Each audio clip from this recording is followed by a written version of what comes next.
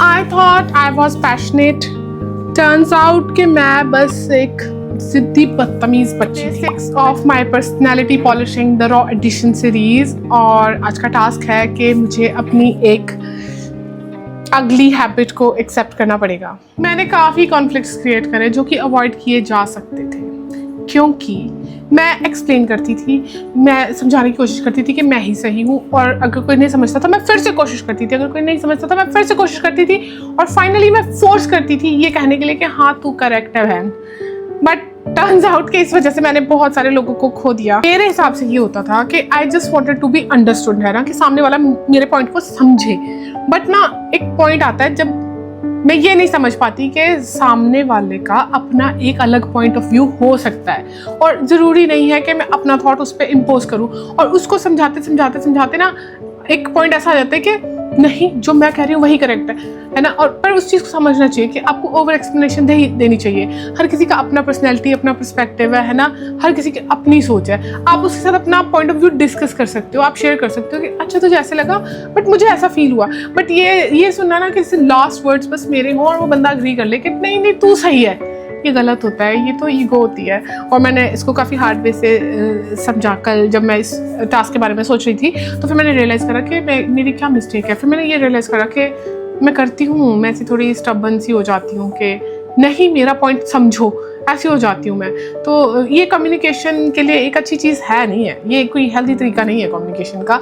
और ये मैंने थोड़ा लेट ही रियलाइज़ करा इस चीज़ को। और एक चीज़ ये भी है कि बहुत बार ना ये होता है कि कोई अगर टॉपिक चल रहा है, अग्रीमेंट डिसएग्रीमेंट वाली बात ही छोड़ दो, कई बारी बस ये होता है कि आपको ना सिर्फ हाँ कह के उस चीज़ को छोड़ देना चाहिए, क्योंकि आप अगर उनके साथ रिलेट नहीं कर पा रहे हो तो ज़बरदस्ती उनको अपने से रिलेट मत करवाओ, है ना।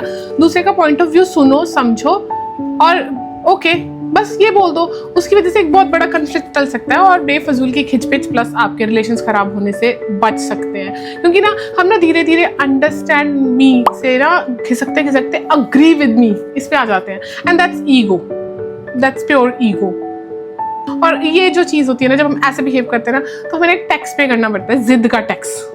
वो जिद का टैक्स ना मैंने बहुत ज़्यादा पे करा है, चाहे वो रिलेशनशिप्स में हो चाहे वो फ्रेंडशिप में हो, मैंने बहुत पे करा है। तो अब मैंने ये पॉइंट जब सोचा ना अपने मन में, तो फिर मैंने यही सोचा कि मैं अब ये जिद का जो टैक्स है ना ये दोबारा नहीं भरूंगी, और मैं कोशिश करूंगी कि अगर सामने वाले से मैं एक बार अपना पॉइंट कम्युनिकेट करूंगी, अगर उसको समझ आ जाता है तो ठीक है, अगर नहीं आता है तो ऐसा भी तो हो सकता है, मुझे भी आपका पर्सपेक्टिव समझना चाहिए, ये बात बोल के उसको वहीं पे छोड़ दो।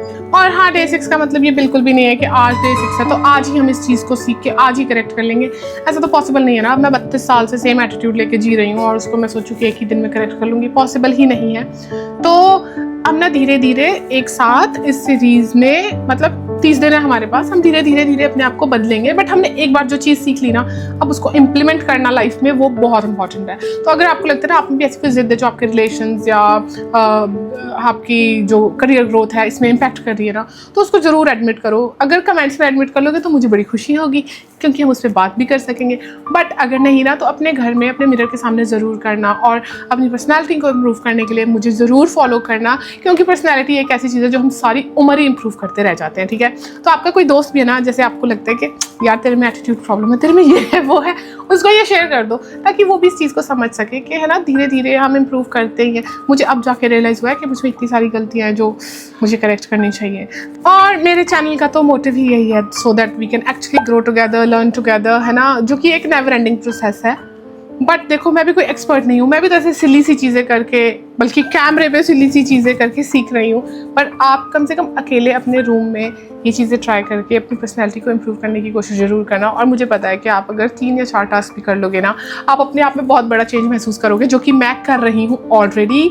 सो we are together in this journey. अब मैं आपको मिलूंगी नेक्स्ट एपिसोड में। बाय।